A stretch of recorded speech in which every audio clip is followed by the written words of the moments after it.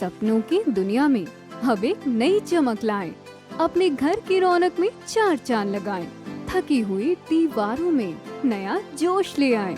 इंटेलेक्स paints के संग जिंदगी में कुछ अच्छी यादों को बना करें 180021239494 पर।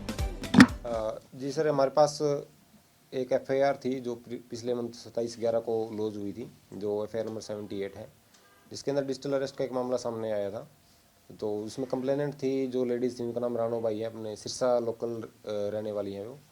तो उनके पास जो +92 सीरीज़ होती है, हमारी व्हाट्सएप कॉलिंग ही आई थी उनके पास। जनरली ये जो साइबर फ्रॉड है, इस चीज़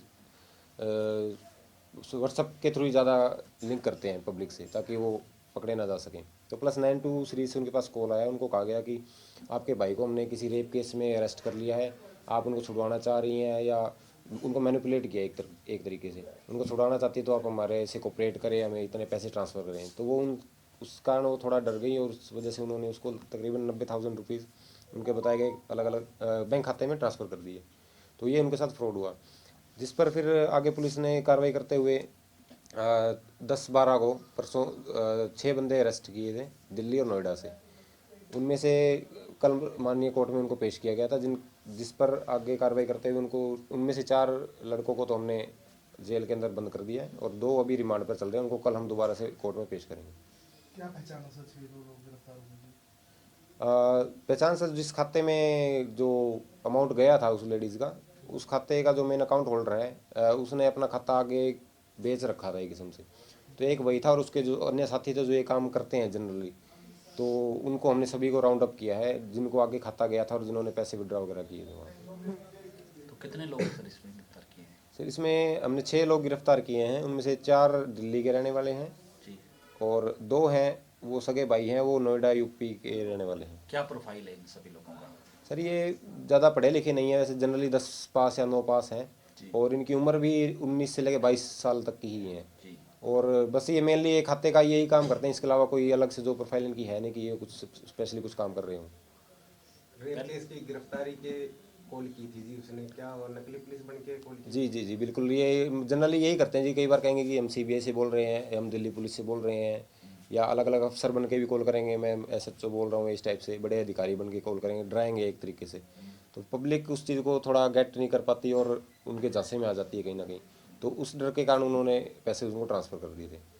तो अलग अलग साइबर फ्रॉड के तरीके हैं, ये उनमें से एक है। इसके अलावा अलग कोई टास्क फ्रॉड है, टेलीग्राम फ्रॉड है, वो अलग अलग है। तो उनको समझने की जरूरत है अगर इनसे हमें बचना है तो।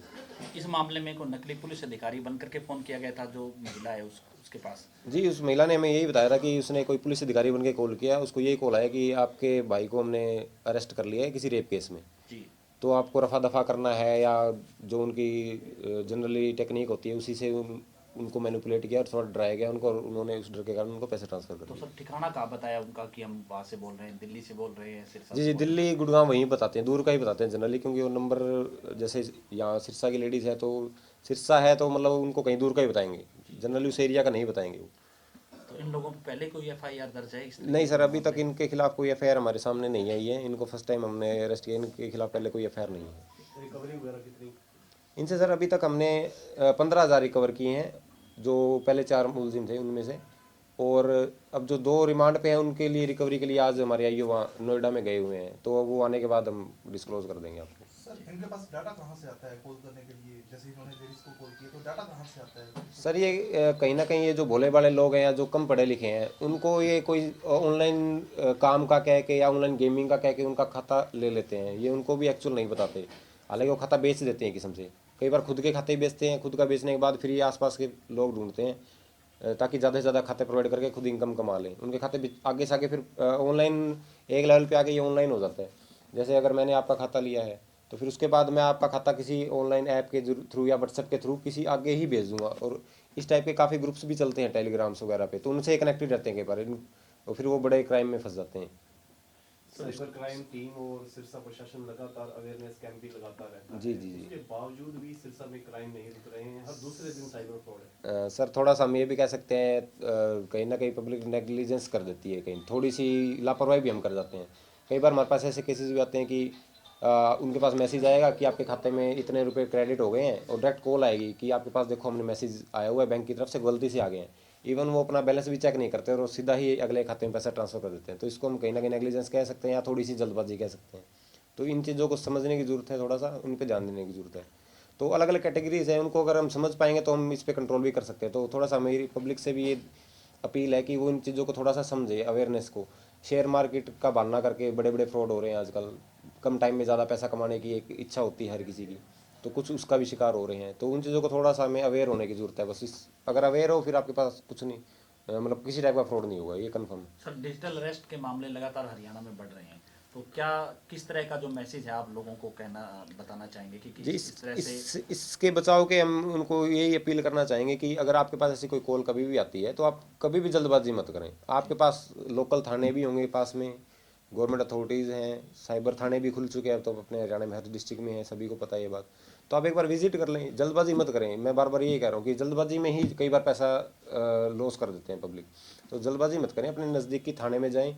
किसी पुलिस, अगर आपका कोई पुलिस अधिकारी कोई नोन है तो आप उनसे बात कर सकते हैं डायरेक्टली, उनसे सलाह करें। वो आपको बता ही देंगे कि साइबर फ्रॉड है या नहीं है। वरना ऐसा कोई गवर्नमेंट अथॉरिटी नहीं है कि जो फ़ोन पे ऐसा कोई पैसा डिमांड कर दे या मतलब इस चीज़ का कोई वो करे। तो ये थोड़े से समझने की ज़रूरत है पब्लिक को, एक अवेयरनेस की बात है बस। इसको अगर आप समझ जाएंगे तो फिर फ्रॉड नहीं होगा ये। कोई नंबर शेयर करना चाहेंगे पब्लिकली मैसेज अगर किसी के साथ फ्रॉड? जी सर, वैसे तो फ्रॉड होने के बाद का नंबर 1930 है उसके लिए। अदरवाइज लोकल शहर से तो हमारी यही अपील है कि हमारे थाने के गवर्नमेंट SHO का मोबाइल नंबर है, प्लस एक MHC के नंबर है। जो कि SHO का मोबाइल नंबर है वो 88 140 11 693, जो SHO साहब के पास रहता है। दूसरा जो हमारे MHC का नंबर है वो है 88 140 11 698। तो इन दोनों में से अगर आपको कोई राय लेनी है या किसी टाइप का कोई डाउट है या फ्रॉड हो भी जाता है तो एक बार कॉन्टैक्ट कर सकते हैं, पूछ सकते हैं। और अगर फ्रॉड हो भी जाता है तो उसके बाद आप 1930 पे कॉल करके अपनी कंप्लेंट दर्ज करवा सकते हैं। वो फिर ऑनलाइन माध्यम से हमारे पास आती हैं, फिर उसको हम डील करते हैं या फिर आप थाने में विजिट कर सकते हैं अगर हो जाता है।